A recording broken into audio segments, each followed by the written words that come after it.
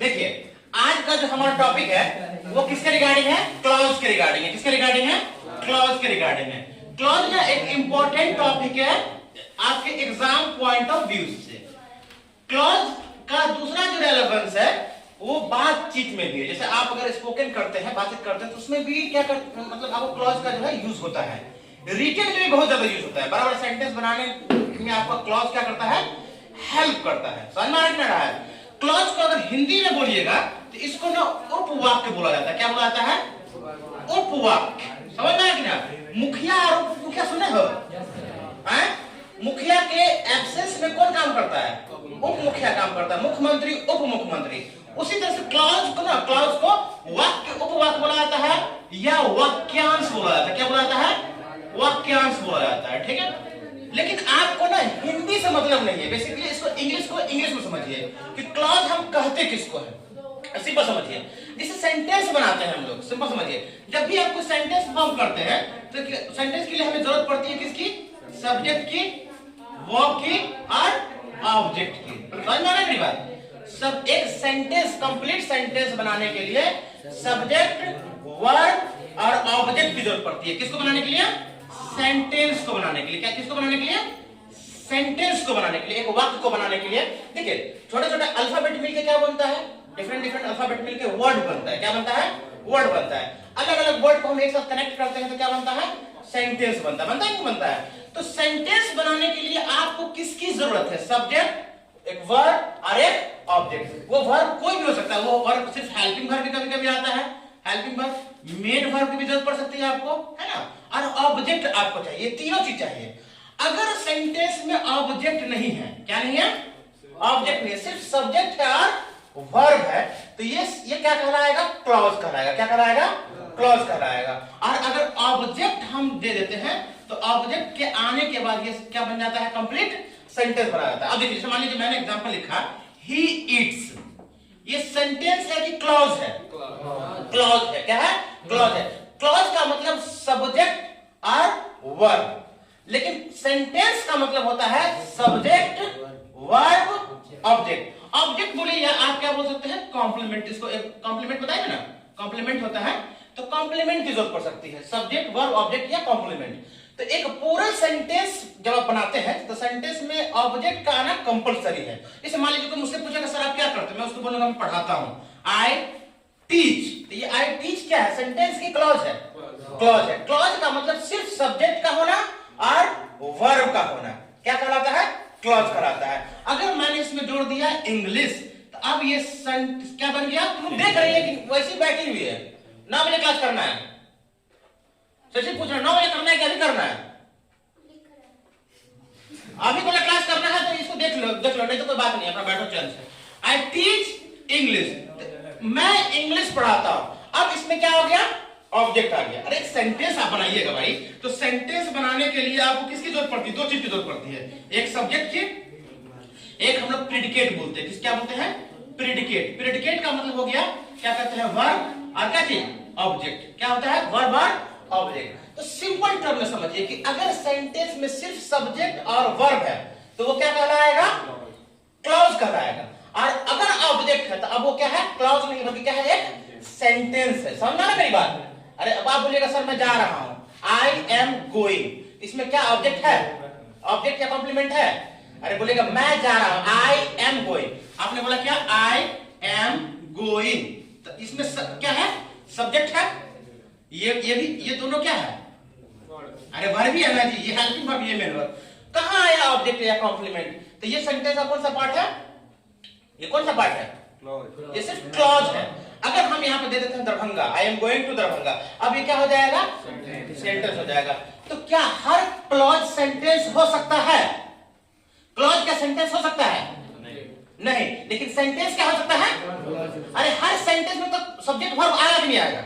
आप कोई भी सेंटेंस बनाइए, सब्जेक्ट वर्ब आएगा ही आएगा।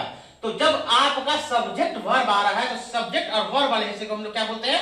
क्लॉज बोलते हैं। तो दुनिया का हर सेंटेंस क्लॉज हो सकता है, लेकिन हर क्लॉज सेंटेंस हो सकता है नहीं हो सकता है। अभी आपकी उम्र मान लीजिए मैंने बोला 19 ईयर है, ठीक है, मैंने बोला आप कितने साल के हैं? 19 ईयर के हैं, है ना? अब बोले तुम्हारा 25 हो गया, सर पगला गया, अभी तो बोला 19 ईयर। तो अच्छा 18 हो गया पूरा? हाँ सर। 17 हो गया? हाँ सर। भाई 17 18 पूरा करके तो 19 में अभी आया है ना, तो 19 के अंदर कितना चीज है? 1 से लेकर के 18 तक पूरा समाया हुआ, 19 तक पूरा समाया हुआ है। आप उससे जैसे आगे बढ़ेंगे तो वो क्या हो जाएगा? मेरी बात समझ रहे हैं मैं क्या कहना चाह रहा हूं कि 19 से ज्यादा अगर बोलिएगा तो वो इसमें गिना नहीं जा सकता, लेकिन 19 से कम बोलिएगा तो सब इसमें आ जाता है। यानी आपको बोलेगा 19 17 हो गया कंप्लीट, हाँ भाई 17 हुआ तब ना 19 है भाई, समझ में मेरी बात आ रही है? तो वही चीज ग्रामर कहता है कि हर सेंटेंस क्या हो सकता है, जितना भी सेंटेंस आप बोलिए, जैसे मान लीजिए आई टीच इंग्लिश, ये पूरा सेंटेंस है, समझ में है कि नहीं? इसमें क्लॉज कौन है होगा? तो अगर हम इसमें देखें तो क्लॉज कौन है? सब्जेक्ट और वर्ब है कि नहीं है? ये क्लॉज है। तो हर क्लॉज क्या हो सकता है? सेंटेंस हो सकता है, सॉरी हर सेंटेंस क्या हो सकता है? हर सेंटेंस में क्लॉज होता है, लेकिन जरूरी नहीं कि हर क्लॉज क्या हो जाए? सेंटेंस हो जाए। तो क्लॉज का डेफिनेशन हम लोग लिखते हैं, ये चीज समझ गए ना? ये मैंने ऐसे ही आपको समझाने के लिए लिखाया था, ये कोई इसमें लिखने की जरूरत नहीं है। तो क्लॉज को कैसे डिफाइन कीजिएगा? क्या आप उपवाक्य बोलिएगा या वाक्यांश बोलिएगा? हिंदी से तो मतलब है नहीं, क्योंकि आप इंग्लिश सीख रहे हैं तो इंग्लिश को इंग्लिश में समझिए। तो आप क्लॉज का जो डेफिनेशन लिखेंगे तो क्या लिखेंगे? Clause is a small part of that longer sentence। क्या बोला? that longer sentence। समझिए इसको, अगर लेट जाएगा तो कोई दिक्कत नहीं है। clause is a small part of that longer sentence। longer sentence तो लंबा हो जाता है भाई, अब कितना भी बड़ा उससे मतलब नहीं है। clause is a small, ये आपका clause का कौन सा पार्ट मालूम है ना? ये आपका पार्ट 1 है, पार्ट 2 पढ़ना है, कल इसको और डिटेल हम लोग जानेंगे। Clause is a small part of that longer sentence in which, जिसमें there must be a subject and verb. Subject and verb, यानी क्लॉज क्या है? एक छोटा सा हिस्सा है किस सेंटेंस का? ऑफ दैट लॉन्गर सेंटेंस, उस लंबे सेंटेंस का एक वो छोटा हिस्सा है जिसमें क्या होता है? In which there must be a subject and verb, जिसमें जरूर एक सब्जेक्ट होगा और वर्ब होगा। जब तक सब्जेक्ट वर्ब नहीं होगा इसका मतलब वो क्लॉज है ही नहीं। आप कोई भी सेंटेंस बनाइए ना, उस सेंटेंस में क्लॉज कंफर्म है कि होगा ही होगा। तो क्लॉज का जो आप डेफिनेशन लिखे वो क्या लिखे? Clause is a small part of that longer sentence in which there must be a subject and verb। इस डेफिनेशन को लिखिए, रोक दीजिए, ठीक है? उसके बाद हम आगे देखते हैं, रोक दीजिएगा, ठीक है?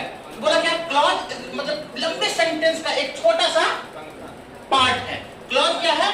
लंबे सेंटेंस का ना एक छोटा सा पार्ट है जिसमें कंपलसरी है कि सब्जेक्ट होगा और वर्ब होगा। अब हमको बताइए, he is happy, क्या ये सेंटेंस है? इसमें क्लॉज कौन है? अरे ये सब्जेक्ट है और ये इज क्या है? वर्ब। अरे हेल्पिंग वर्ब या मेन वर्ब, उसका मतलब नहीं, या दोनों वर्ब होना चाहिए। लेकिन जब पूरे सेंटेंस में, एक सेंटेंस में क्या आता है? क्लॉज आता है, लेकिन क्लॉज में सेंटेंस नहीं आ सकता है। समझ में आ रहा है? जैसे आप बोलते हैं मेरे पॉकेट में पैसा है, ऐसा कभी बोले कि मेरे पैसे में पॉकेट है? नहीं बोल सकते। वही चीज है, सेंटेंस में क्लॉज आ सकता है, क्लॉज में सेंटेंस नहीं आ सकता है। समझ में आ रहा है? क्लॉज होने के लिए सेंटेंस तो जरूरी हो जाता है। खैर ये चीज आप जान गए? अरे जान गए ना? अब एग्जाम्पल हम आपको एक देते हैं, उसमें कुछ कुछ आपको सेंटेंस पहचानने का तरीका मालूम चल जाएगा कि एक्चुअली में ये कौन सेंटेंस है। समझ में आया कि नहीं? जिस देखिए मैंने लिखा क्या? आई वेंट देयर, मैं वहां, अरे बोलो ना, मैं वहां गया, सिंपल पास्ट है, ये सब्जेक्ट प्लस बी टू है। वर्ब कोई भी 1 और 2 से मतलब नहीं है, वर्ब है, सब्जेक्ट वर्ब है, इसका मतलब क्लॉज है। एंड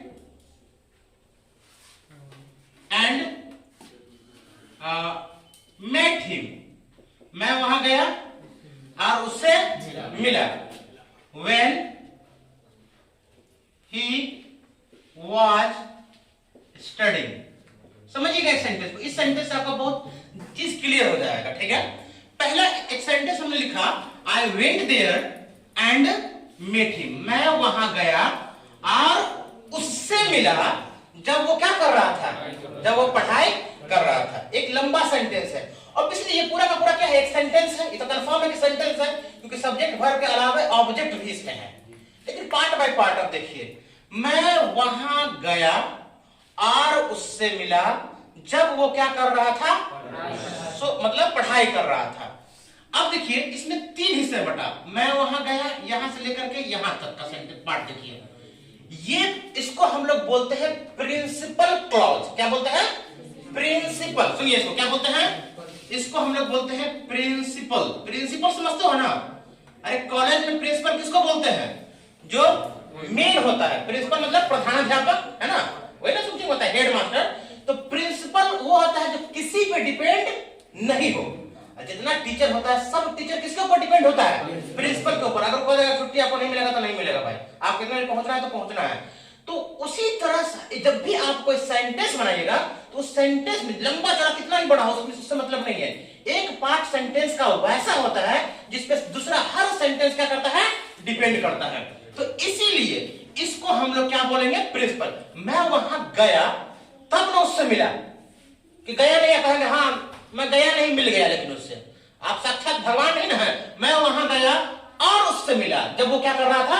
सो रहा था। समझ में आ गया? तो उससे आपने मिला जब वो पढ़ रहा था, तो जाने के बाद ही आपसे ये संभव हुआ होगा। इसलिए इसको प्रिंसिपल क्लॉज बोलते हैं, यानी कि मेन क्लॉज। या इसको दूसरे वर्ड में आप क्या बोल सकते हैं? मेन क्लॉज बोल सकते हैं। क्या बोल सकते हैं? Main clause. समझिएगा इसको अच्छे से। या इसको इंडिपेंडेंट भी बोलते हैं। क्या बोलते हैं? Independent clause. क्या बोलते हैं? इंडिपेंडेंट क्लॉज, यानी वैसा क्लॉज जो किसी पे डिपेंड नहीं हो, मतलब किसी पे आश्रित नहीं हो। जैसे आप लोग क्या है? डिपेंडेंट है अपने मम्मी पे पापा पे, है ना, क्योंकि आपको जो चीज जरूरत पड़ती है तो आप उनको बोलते हैं। जब आप कमाने लगेंगे तो आप इंडिपेंडेंट हो जाएंगे। तो वही ये सेंटेंस में जो ये वाला पार्ट है ये इंडिपेंडेंट है, प्रिंसिपल है, मेन है, किसी पे डिपेंड नहीं है। बीच में लिखा हुआ है एंड मेट हिम, यानी मैं वहां गया और मैं उससे मिला। सेंस ये ना होगा जी, यहाँ पर आई छुपा हुआ है कि नहीं है? बार बार आप प्रोनाउन को रिपीट नहीं ना कर सकते हैं। तो बोला कि मैं वहां गया और मैं उससे मिला, तो ये वाला जो पार्ट है यहां से मैं उससे मिला, ये दूसरा पार्ट हो गया आपका। समझ में बता रही है ना? ये दूसरा पार्ट हो गया। तो ग्रामर ने बोला कि एंड बट नॉर फॉर या एज वेल एज, इस तरह के वर्ड से अगर कोई जुड़ा हो, आगे का पार्ट एंड मतलब और, बट मतलब लेकिन, नॉर या फॉर या एज वेल एज का मतलब आपको पढ़ाया था क्या होता है? और होता है। इससे जुड़ा हो तो उसके बाद वाला जो पार्ट होता है वो कौन क्लॉज कहलाएगा? तो इस पार्ट को हम लोग बोलते हैं, अगर इस तरह के वर्ड से जुड़ा हो तो उस वाले पार्ट को हम लोग बोलते हैं कोऑर्डिनेट क्लॉज। कौन क्लॉज? Coordinate clause. क्या बोलते हैं? कोऑर्डिनेट क्लॉज बोलते हैं। कोई दिक्कत है? जब सीधे फ्री हो सेंटेंस में सबसे पहला वाला पार्ट जो किसी पे डिपेंड नहीं हो वो इंडिपेंडेंट, प्रिंसिपल या मेन बोलेंगे। एंड बट और नॉट फॉर से अगर जुड़ा हो उसको हम लोग बोलते हैं कोऑर्डिनेट क्लॉज। क्या बोलते हैं? कोऑर्डिनेट। ये प्रिंसिपल क्लॉज, ये कोऑर्डिनेट क्लॉज। और WH फैमिली से अगर जुड़ा हो, किससे जुड़ा हो? WH फैमिली का कहने का मतलब व्हेन से जुड़ा हो, या व्हेन के अलावे व्हाट से जुड़ा हो, वेयर से जुड़ा हो, व्हाई से जुड़ा हो। अगर WH फैमिली से जुड़ा हो, हाउ से जुड़ा हो, तो उसके बाद वाले पार्ट को हम लोग सेंटेंस को हम लोग क्या कौन सेंटेंस बोलते हैं? सब कौन क्लॉज बोलते हैं? सब ऑर्डिनेट क्लॉज बोलते हैं। कौन क्लॉज?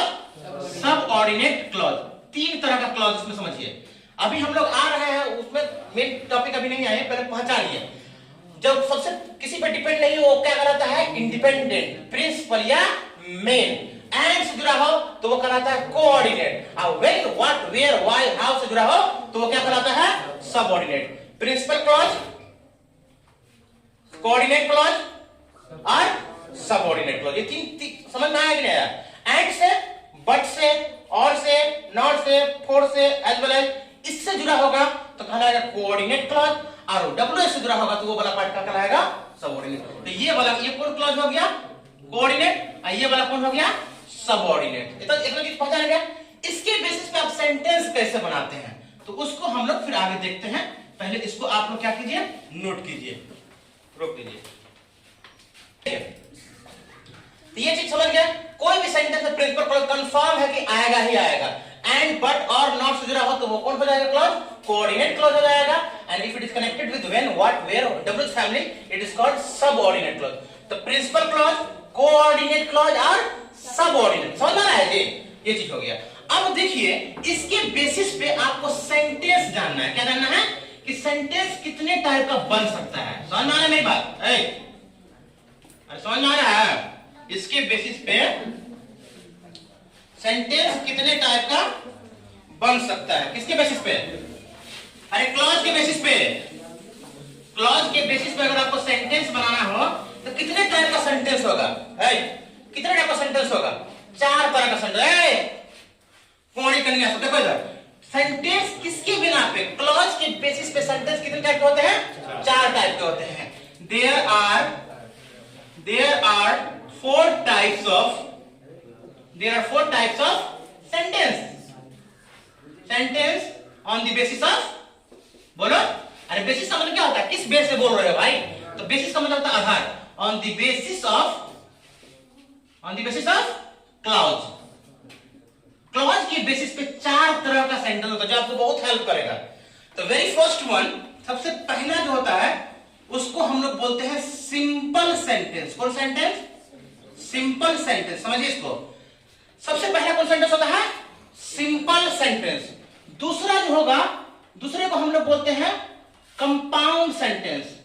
आप लोग मैथ वगैरह में कंपाउंड कॉम्प्लेक्स पढ़े होंगे, है ना? Compound sentence. कौन सेंटेंस? इंटरेस्ट वगैरह नहीं पढ़ते चक्रवृद्धि ब्याज कंपाउंड वाला, कंपाउंड सेंटेंस। तीसरे को हम लोग बोलते हैं कॉम्प्लेक्स सेंटेंस। कौन सेंटेंस? Complex sentence. चौथे नंबर पर जो आता है that is called mixed sentence. कौन सेंटेंस? मिक्स्ड। देखिएगा पहले 5 मिनट लेट हो जाएगा लेकिन लिखिएगा नहीं पहले। Mixed sentence. कौन सेंटेंस? Mixed sentence. याद रहेगा, simple sentence, compound sentence, complex sentence और लास्ट में मिक्स सेंटेंस। क्लॉज को कितना टाइप हमने बांटा है? 3। साफ लुल सकता है एकदम नहीं लोला। मैं बोला कि क्या कहते हैं, जब आप क्लॉज की बात कीजिएगा तो क्लॉज तो 3 है। प्रिंसिपल क्लॉज, कोऑर्डिनेट क्लॉज और तीसरा क्या है? सबऑर्डिनेट। ये सेंटेंस है, ये किसके बेसिस पे? ये किसके बेसिस पे? क्लॉज के बेसिस पे ना।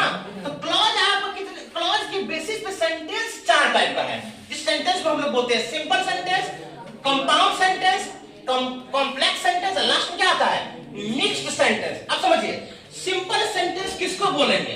तो सिंपल सेंटेंस आप जिसको बोलते हैं प्रिंसिपल क्लॉज, यानी इसकी शुरुआत किससे होगी? इट बिगिंस विथ कौन क्लॉज? अरे इट बिगिंस विथ पीसी, यानी कि कौन क्लॉज? हाँ, प्रिंसिपल। प्रियंका चोपड़ा में समझ लीजिएगा, प्रिंसिपल क्लॉज। इस यानी इसकी शुरुआत किससे होती है? प्रिंसिपल क्लॉज होती है। किससे होती है? प्रिंसिपल क्लॉज होती है। जैसे सबसे पहले हमने आपको एग्जांपल क्या लिखाया था? मैं वहां गया, आई वेंट देयर। गया तो गया, है ना? मैं वहां गया। आप बताइए, मैं वहां गया, इस सेंटेंस की शुरुआत किससे हो रही है? अरे किससे हो रही है? मैं वहां गया।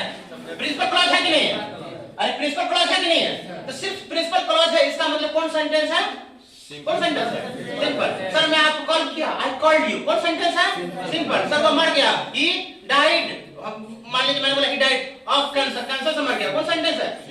सिंपल सेंटेंस है। जिसमें सिर्फ प्रिंसिपल क्लॉज हो वो कौन सेंटेंस होता है? सिंपल। अब देखिए, अब यहाँ हम पूरा डिटेल में लिखेंगे। कंपाउंड सेंटेंस का मतलब होता है कि प्रिंसिपल क्लॉज हो प्लस कौन क्लॉज? Coordinate clause. कौन clause? Coordinate clause. Principal clause और कोऑर्डिनेट क्लॉज को अगर मिला दीजिएगा तो बन जाता है कौन सेंटेंस? Compound sentence. जैसे मैं वहां गया, आई वेंट देयर। मैं वहां गया एंड बट और नॉट से जुड़ेगा तो क्या कहलाता है? कोऑर्डिनेट कहलाता है ना। मैं वहां गया, I went there and met him. मैं वहां गया और उससे मिला। एंड बट और नॉट या फॉर मिल जाएगा तो वो बन जाएगा कौन सेंटेंस? Compound sentence. तीसरा कॉम्प्लेक्स सेंटेंस। कॉम्प्लेक्स सेंटेंस में प्रिंसिपल क्लॉज प्लस कौन क्लॉज? सबऑर्डिनेट। कौन क्लॉज? सबऑर्डिनेट क्लॉज अगर मिल जाएगा तो ये बन जाएगा कौन क्या सेंटेंस?